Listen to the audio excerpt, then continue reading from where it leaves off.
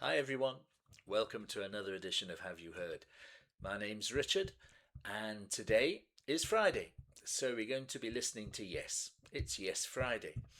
Um, Although we had somebody in the comments suggest that we should call every Friday Yesterdays, which I really like, but I have a feeling there's a compilation album called Yesterdays that I think is in my collection here.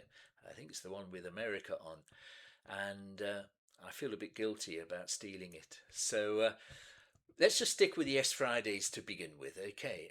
And we'll revisit that idea a bit later on. Okay, so today, Friday, yes, we're going to be listening to Fragile. Here we go. The wonderful album that is Fragile, released in November 1971. So there we go, 54 years old this month.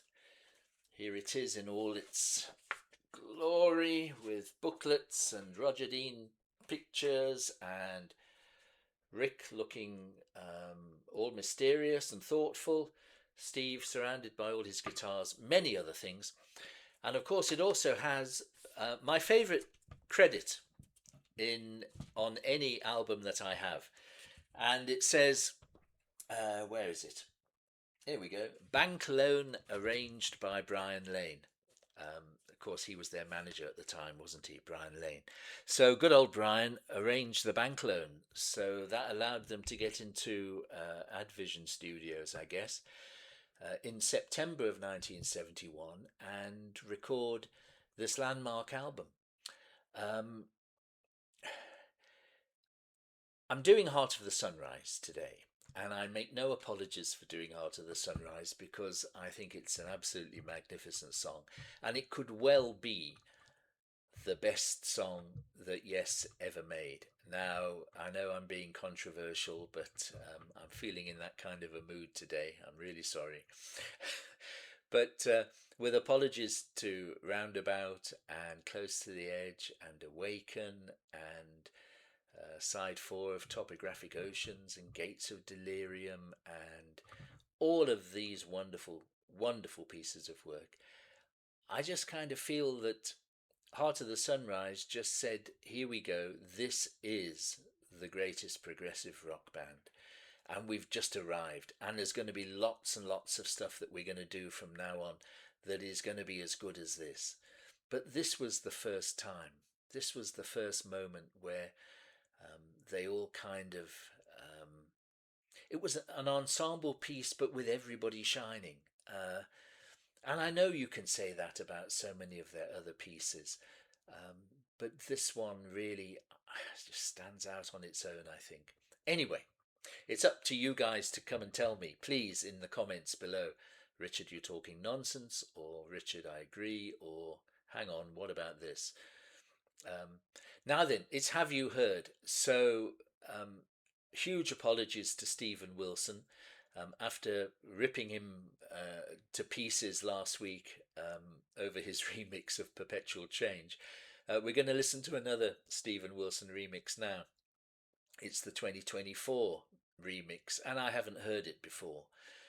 So it kind of helps me justify having it on Have You Heard?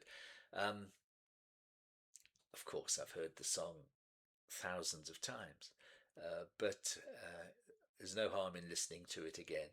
And let's hope that Stephen's remix this time is a little less controversial, and it can enhance the music even more. Well, let's see. Okay, let's put the trusty headphones on and set up good old Spotify, and here we go. Heart of the Sunrise from Fragile, 1971. Yes.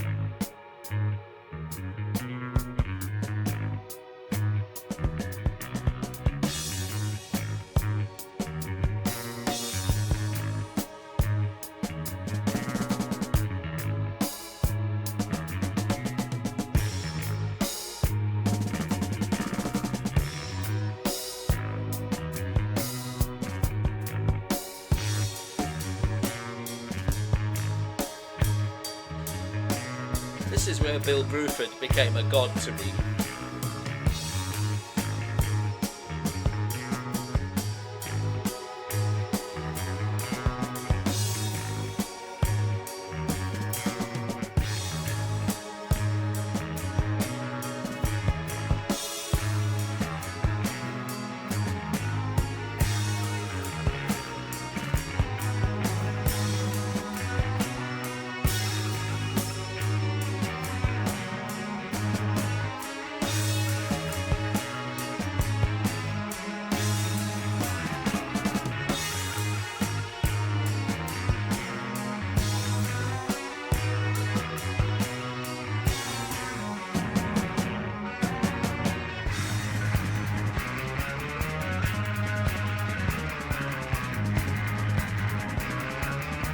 The precursor to Close to the Edge.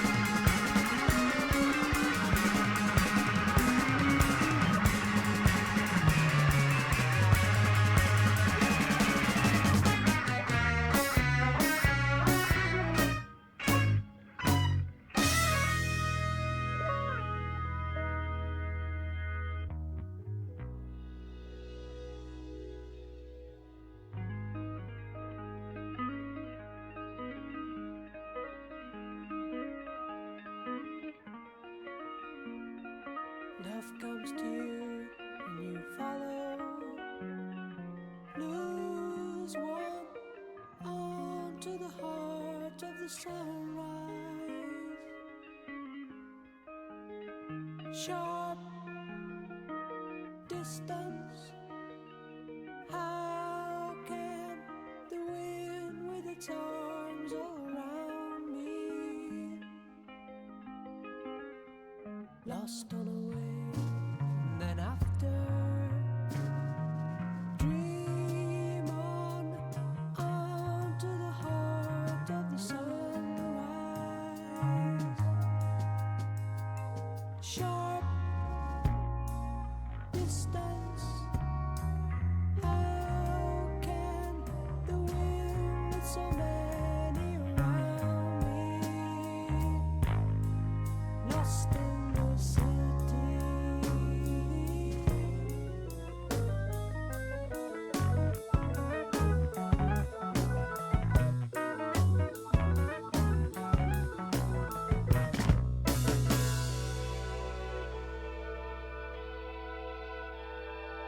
Lost in their eyes as you hurry by, counting the broken ties they decide.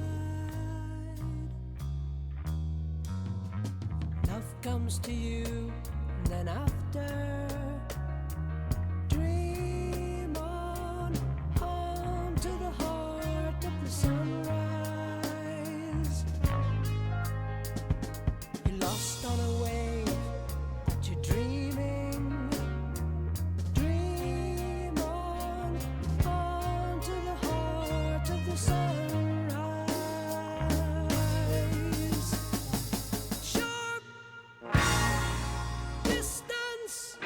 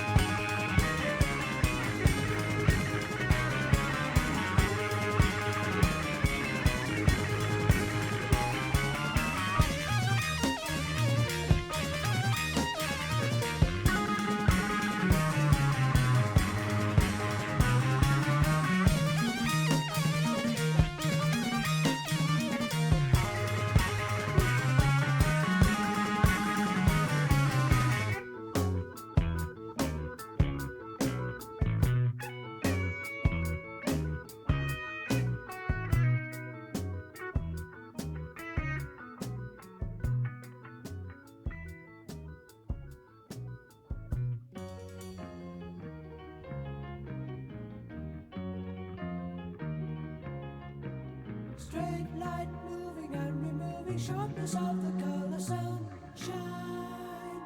Straight light searching all the meanings of the song.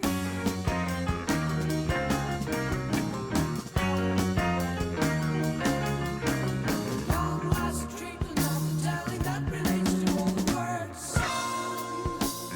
Dream work easy in the chair that really fits you.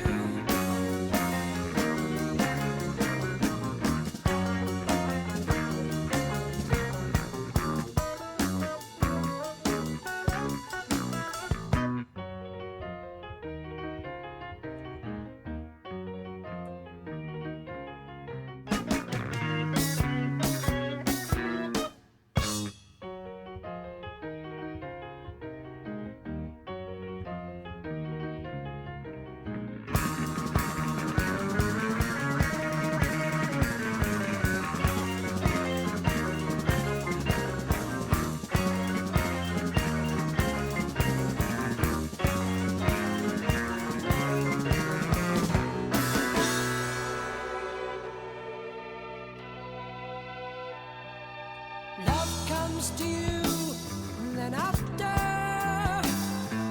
dream on, to the heart of the sunrise. Sharp distance. How can the wind with its arms all around me? Sharp distance. How can the wind with so many around me? I feel lost in the city.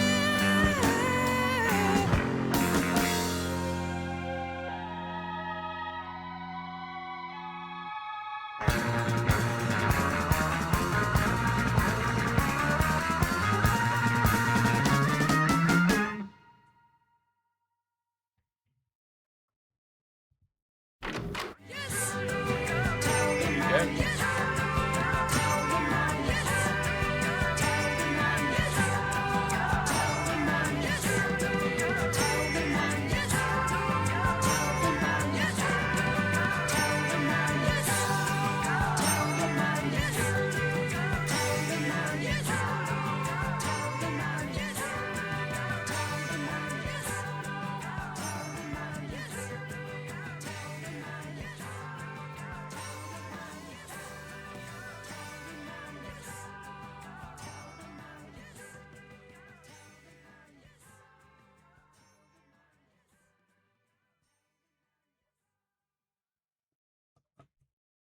Okay.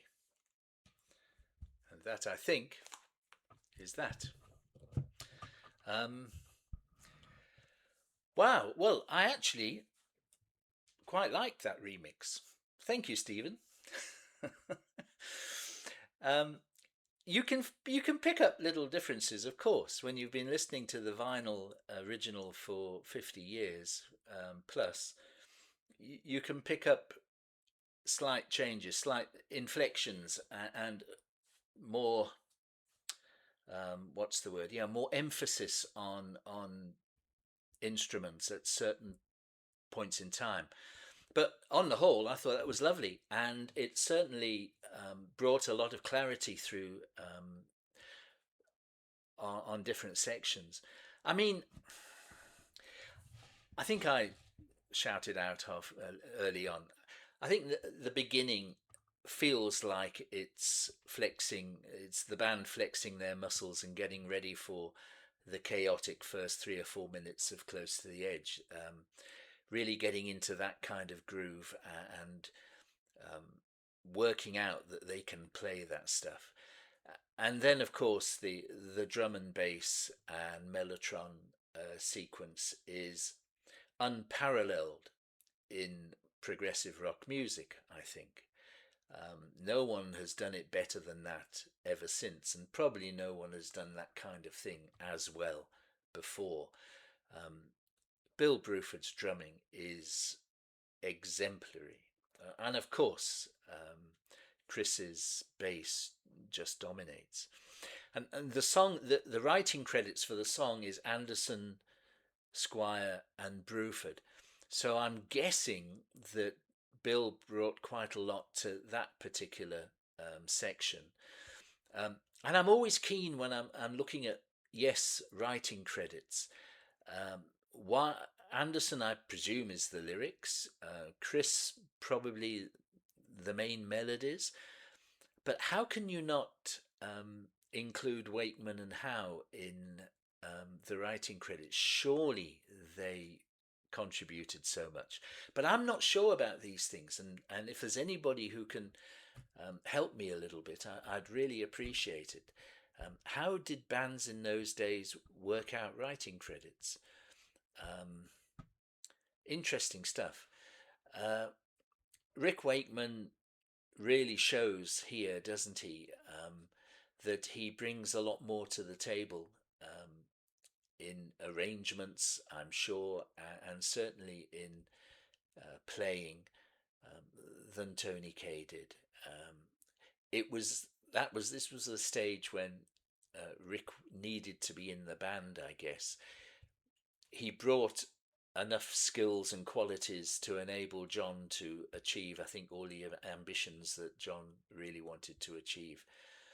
Um, and his keyboard interludes, be it piano, be it synthesizer, are absolutely one of a kind. One of a kind. Um,